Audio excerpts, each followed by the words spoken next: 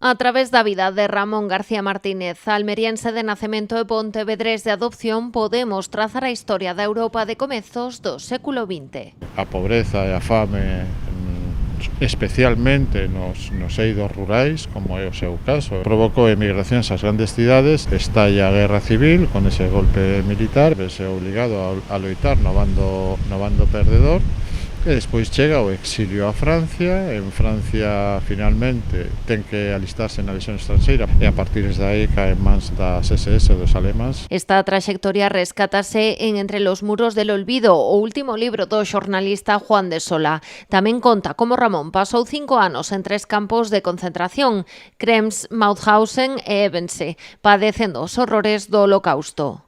En este universo de sacrificio, de dureza, de crueldade, con esa gran pregunta, como se sae vivo de aí, pero con que secuelas se sae vivo de aí, non? Que sae... Como anécdota, no le podías regalar nada con rayas, por ejemplo, no sé qué. No ponía nada con rayas. Nada con rayas. A la basura. Iba directamente a la basura. Ya cada vez que nos decía algo de tú pasaras el hambre que yo pasé. A historia deste veciño de Campañó chega a mans de Sola polo seu editor, Carlos Fernández. Pronto atopou dúas aliadas. As fillas de Ramón, Maite e Silvana García, abriron as portas da memoria do seu pai. Bien, porque era lo que mi padre quería hacer y es un poco llevar a cabo su última voluntad. E logo que yo por lo menos non sabía por onde empezar. Comezaron un periplo que durou 12 anos e que levou o autor mesmo a viaxar aos campos de concentración, intentando contextualizar o percorrido que facían as persoas deportadas. Ramón acabou enredado en diferentes contextos precisamente porque buscaba oportunidades, non por cuestión ideolóxica ni cuestión política, que podía ter as súas ideas como todo o mundo, ¿no? Pero básicamente por unha cuestión de supervivencia.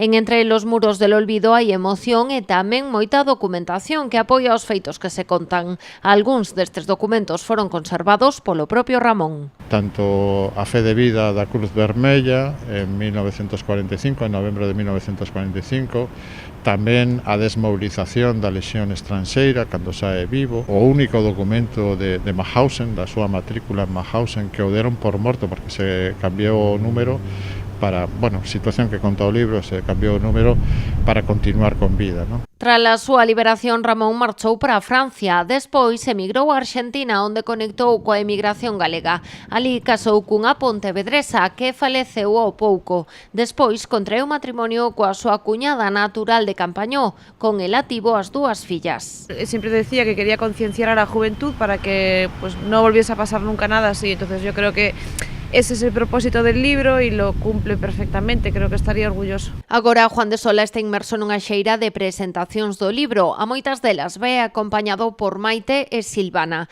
Xa estiveron en Pontevedra e Vilagarcía. Mañá estarán en Sanxenxo, no Concello, ás 8 da tarde.